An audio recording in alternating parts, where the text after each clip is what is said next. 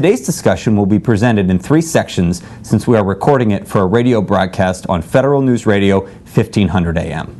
You're welcome to post questions and comments during the session, and we'll try to answer them online. I'd like to introduce our moderator, Tom Frana, the President and CEO of Vion Corporation. Good afternoon.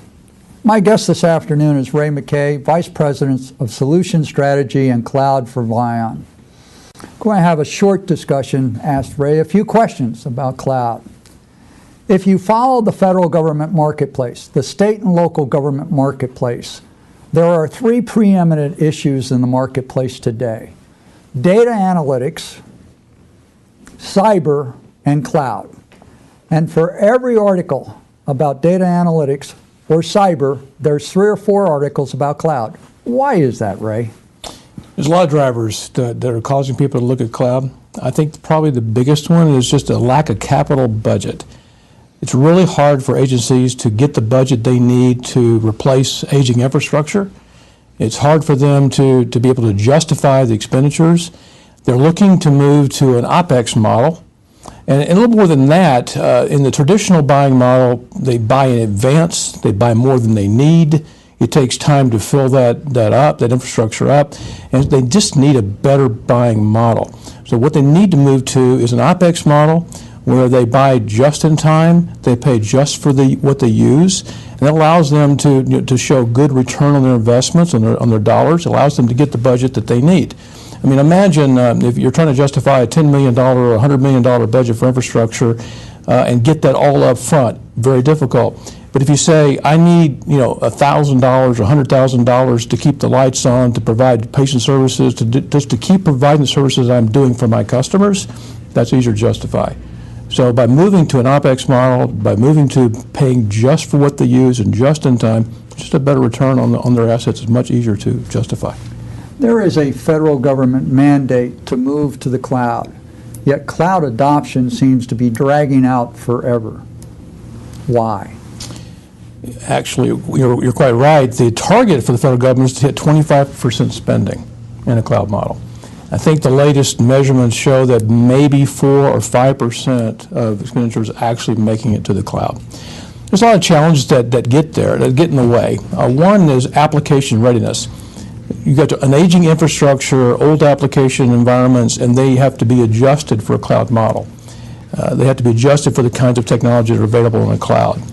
That takes time, it takes skills, and many times the agencies are lacking those skills or those available resources to be able to do it. And quite frankly, their resources are tied up, just making sure they can keep the lights on.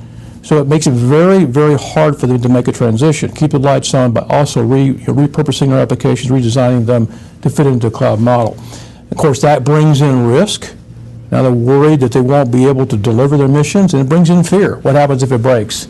So all those things slow down the adoption of cloud. And actually, the ability to procure, the procurement vehicles of the past are also a bit in the way, as they tend to be isolated procurement vehicles to pick on individual technologies, and cloud is an aggregation of technologies. So the process of procurement is also just a bit in the way.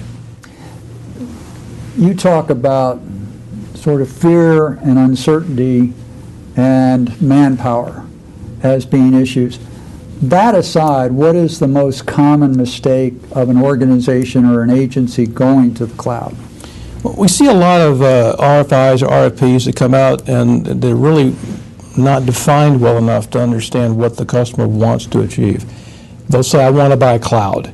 Well, that's really not what they want. They want to solve a business problem, but the RFI is structured to say, I want to buy cloud. I think that's probably the biggest mistake. People rush into trying to go buy cloud. The first step is actually to think about what business challenge you're trying to solve. What's your goal? What's your end in mind? Start with that. Understand then what it takes to be successful. What does mission success look like? Once you understand the business problem and what success looks like, then you can craft SLAs that describe that. Now is the time to put your RFI, your RFP together to talk about how and what you want to buy. I think that's probably the biggest mistake. From a Vion Corporation, what can we do to help our customers meet the requirements of moving to the cloud?